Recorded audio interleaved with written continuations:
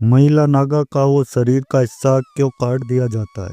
आप सभी को तो पता ही होगा, महाकुंभ शुरू हो चुका है। आपको बता दें कि ये महाकुंभ 144 साल बाद लग रहा है, जो कि अपने आप में एक बहुत ही ज़्यादा अद्भुत है।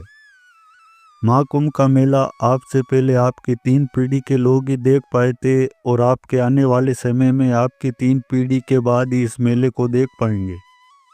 ये मेला बहुत ही ज़्यादा महत्वपूर्ण है। तो दोस्तों, महाकुंभ साल 2025 का मेला महिला नागा साधुओं के बिना अधूरा ही माना जाता है, क्योंकि महिला नागा साधु के पास ऐसे ऐसे चमत्कार पाए जाते हैं जिसे देख लोगों के पूरी तरह से होश उड़ जाते हैं। आपको बता दें कि आपने पुरुष नागा के बारे में तो बहुत सारी बातों को सुना होगा, पर महिला नागा साधु की बात करने से भी लोग बहुत ही ज़्यादा घबराते हैं, क्योंकि ये महिला नागा अपने चमत्कारों को गुप्त रखती है और ये अपने चमत्कारों को किसी को नहीं उजागर करती, और सिर्फ ईश्वर से संपर्क साधने के लिए ही अपनी साधना का ये इस्तेमाल करती है। इसलिए लोग महिला नागा के बारे में ज़्यादा कुछ नहीं जान पाते हैं, सिवाय इसके कि वह नागा है। पर आज हम आपको इस वीडियो में बहुत ही महत्वपूर्ण ऐसी ऐसी बातों के बारे में बताएंगे जिसे सुनकर आपके होश उड़ जाएंगे, जिसमें महिलाओं को नागा साधु बनाते वक्त उनके शरीर के एक ऐसे हिस्से को पूरी तरह से निष्क्रिय कर दिया जाता है जो शरीर में वासना जगाता है। पर यह प्रक्रिया सुनकर आप सभी के रोंगटे बहुत ही बुरी तरह से खड़े हो जाएंगे। आखिर एक आम महिला को महिला नागा साधु कैसे बनाया जाता है? आज की इस वीडियो में हम आपको हर एक जानकारी बड़ी विस्तार से बताएंगे, आपको सब पता चल जाएगा। पर उससे पहले आप सभी से निवेदन है कि वीडियो को एक लाइक करें और चैनल को भी सब्सक्राइब अवश्य कर लें। तो बिना देरी किए हुए आगे बढ़ते हैं। तो दोस्तों, महिला नागा साधु कौन होती है, होती भी है या फिर नहीं? सिर्फ किताबों में और कहानियों में ही हमको देखने को मिलता है। क्या सिर्फ पुरुष ही नागा साधु बन पाते हैं? तो देखिए, इसका जवाब हम आपको अभी बता देंगे कि महिला नागा साधु आखिर में कैसे बनती है। अब आपके मन में एक सवाल भी आ रहा होगा कि क्या महिला नागा साधु भी पुरुषों की तरह ही बिना कपड़ों को पहने हुए ही हर पल रहती है? और नागा साधु बनने के लिए महिलाओं को अपने जिस्म का ऐसा कौन सा पार्ट होता है जिसका त्याग करना पड़ता है? लंबे लंबे बाल, बबूत से लिपटा नंगा बदन, हर पल नशे में डूबा रहना, क्या यही एक महिला नागा साधु की पहचान होती है? इसकी रहस्यमय दुनिया सभी जानते हैं कि नागा साधु वो होते हैं जिनके काफ़ी बड़े बड़े बाल होते हैं और वह निस्वस्त्र यानी बिना कपड़ों के रहते हैं, और उनके शरीर पर हर तरफ भस्म लगी रहती है। लेकिन नागा साधु के बारे में इतने सारे फैक्ट हैं जिनके बारे में बहुत कम लोग जानते हैं। सबसे पहले आपको बताते हैं नागा साधु अन्य साधुओं से अलग कैसे होते हैं। नागा साधु कई मायनों में दूसरे साधुओं से अलग होते हैं। सामान्य साधु आपको कहीं भी दिख जाते हैं और उनका रहन सहन का तरीका भी नागा साधुओं से काफ़ी अलग होता है। नागा साधु हर तरीके से इस दुनिया से दूर रहकर तपस्या करते हैं और अलग ही जीवन जीते हैं। कोई भी बेहद कठिन परीक्षा और लंबी प्रक्रिया के बाद ही नागा साधु बन पाता है। नागा साधु बनने की प्रक्रिया भी बहुत ही दिलचस्प है। नागा साधु बनने के लिए एक पूरी प्रक्रिया होती है और इसमें कई लेवल पार करने के बाद ही कोई नागा साधु बन पाता है। ये प्रक्रिया कई सालों तक चलती है और उसके बाद किसी अखाड़े द्वारा उन्हें नागा साधु माना जाता है। इन लेवल्स को तहकीकात, महापुरुष, अवधूत, लिंग, भंग या टांग तोड़ नाम दिए गए हैं। इसमें सबसे पहले तहकीकात की प्रक्रिया होती है, जिसे अखाड़े में प्रवेश की तरह माना जा सकता है। इसमें पहले नागा साधु बनने के इच्छुक इंसान की अखाड़े में एंट्री होती है और जांच पड़ताल की जाती है। इस दौरान अखाड़े के लोग ये तय करते हैं कि ये नागा साधु बन सकता है या नहीं। उसके बाद इन्हें अखाड़े में शामिल किया जाता है और कई सालों तक उन्हें साधुओं के साथ तपस्या करनी होती है। कई साल तक तपस्या करने के बाद जब वह नागा साधु बनने के लिए तैयार होते हैं तो उसके बाद उनकी कई स्तर पर परीक्षा होती है। बताया जाता है कि इस दौरान उनके तप त्याग की बहुत ही महत्वपूर्ण छानबीन की जाती है। कहा जाता है कि पहले की प्रक्रिया ब्रह्मचार्य होती है, इसके बाद उन्हें महापुरुष की भांति बनाया जाता है। इस प्रक्रिया में उन्हें रुद्राक्ष भी धारण किए जाते हैं, जो अक्सर नागा साधु के शरीर पर आपको अवश्य दिखाई देते होंगे। इसके बाद अवधूत प्रक्रिया से उन्हें गुजरना पड़ता है। जिसमें उन्हें बाल कटवाने भी पड़ते हैं, मतलब कि उन्हें अपने सर का मुंडन करवाना होता है और खुद का ही पिंडदान करना पड़ता है। ऐसे में वे अपने परिवार और इस संसार के लिए पूरी तरह से मर्द हो जाते हैं। इसके बाद वह साधना में पूरी तरह से लीन हो जाते हैं और भगवान में ही अपनी दिनचर्या को बिताना शुरू कर देते हैं। इसके बाद एक प्रक्रिया और आती है जो अखाड़ों में लगे एक खंभे के नीचे की जाती है। इस प्रक्रिया में कई रिवाज बड़ी विधि विधान के साथ पूरे किए जाते हैं, जिसमें लिंग भंग की प्रक्रिया भी शामिल होती है। इसके बाद उन्हें वासना आदि से पूरी तरह से मुक्त कर दिया जाता है और उनके लिंग को एक एक तरह से निष्क्रिय कर दिया जाता है। इस प्रक्रिया के बाद नागा साधु व्यक्ति बन जाता है और कुंभ के दौरान ही कई गुफाओं द्वारा नागा साधु बनाए जाने की प्रक्रिया भी की जाती है। महिला नागा साधु के बारे में जानने से पहले क्या आपने कभी एक नागा साधु को देखा है? नीचे हमें कमेंट बॉक्स में हाँ लिखकर आप अवश्य बताएं। तो दोस्तों, आपको बता दें कि महिला नागा साधु बनने से पहले यहाँ महिलाओं को 10 से 15 साल तक कठिन ब्रह्मचर्य का पालन करना पड़ता है, जो कि बहुत ही ज़्यादा महत्वपूर्ण होता है।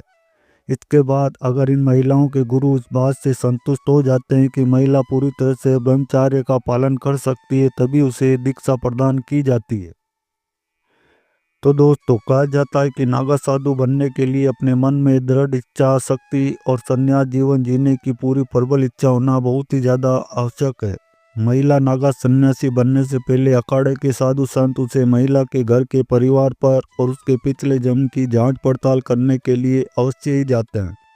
कहा जाता है कि महिलाओं को भी नागा साधु बनने से पहले खुद का ही पिंडदान करना पड़ता है और पुरुषों की तरह ही महिला नागा साधु को भी पूरी तरह से मुंडन कर दिया जाता है और फिर उस महिला को नदी में स्नान के लिए भेजा जाता है।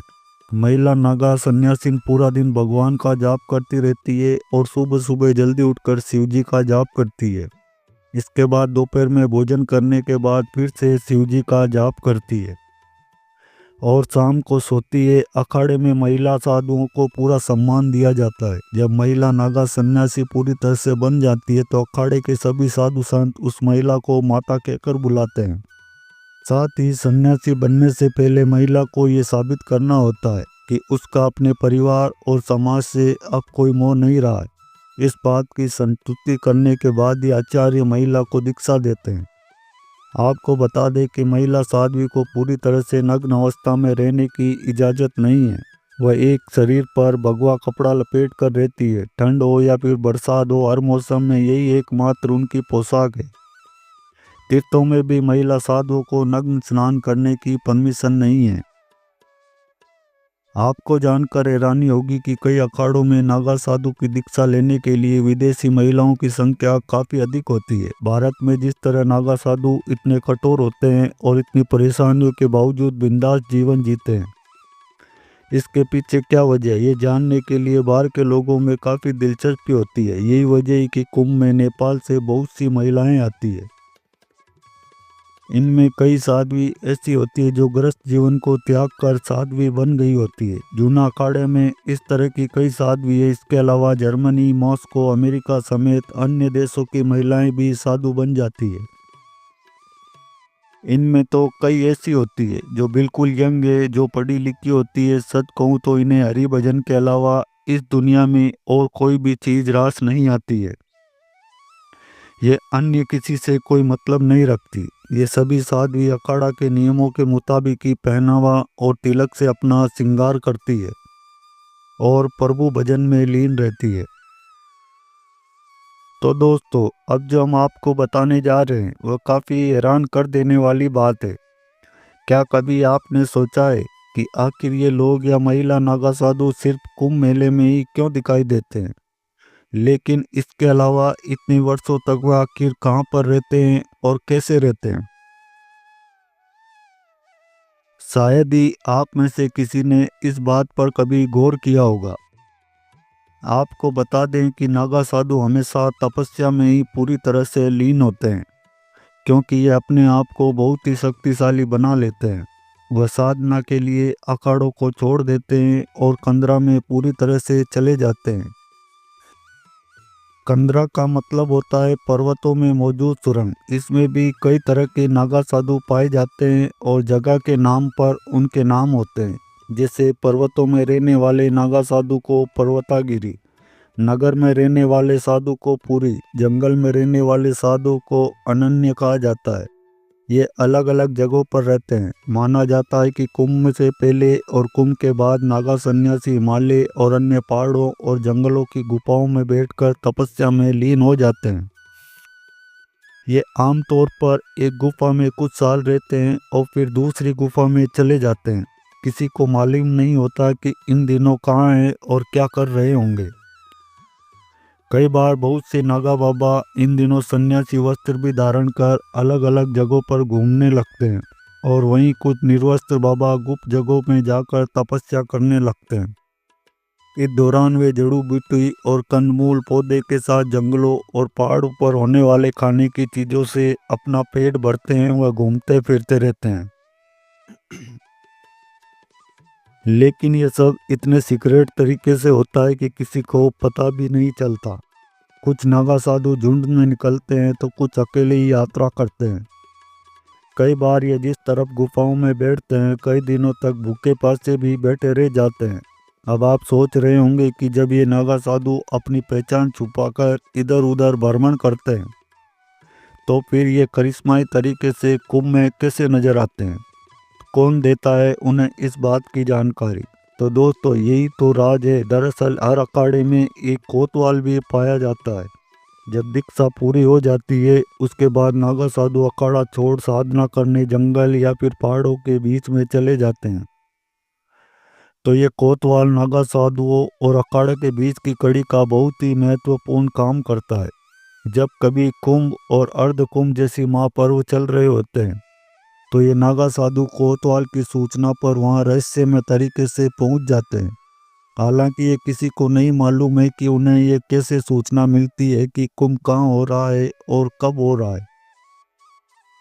लेकिन वह जहाँ भी होते हैं वहाँ आ जाते हैं। कुछ लोगों को तो ये भी कहना होता है कि उनके पास कुछ ऐसी रहस्यमयी विद्या और ताकत और शक्ति होती है जिससे वह अपने साथी द्वारा भेजे गए संदेशों को बड़ी आसानी से समझ लेते हैं। तो दोस्तों ये थी महाकुंभ में नागा साधुओं से जुड़ी बहुत ही महत्वपूर्ण वीडियो। आशा करते हैं कि आपको ये वीडियो अच्छी लगी होगी और हमारे द्वारा बताई गई इस वीडियो में कुछ ना कुछ जानकारी तो आपको अवश्य ही देखने को मिली होगी। तो दोस्तों अगर आपको ये वीडियो अच्छी लगी हो तो वीडियो को लाइक ज़रूर करें और चैनल को भी सब्सक्राइब करके बेल आइकन को ज़रूर दबा दें ताकि ऐसे ही आने वाली वीडियो का नोटिफिकेशन आपके पास पहुंचता रहे। और अब मिलते हैं अगली वीडियो में एक नई जानकारी के साथ। तब तक के लिए आपका धन्यवाद। Thanks for watching all friend.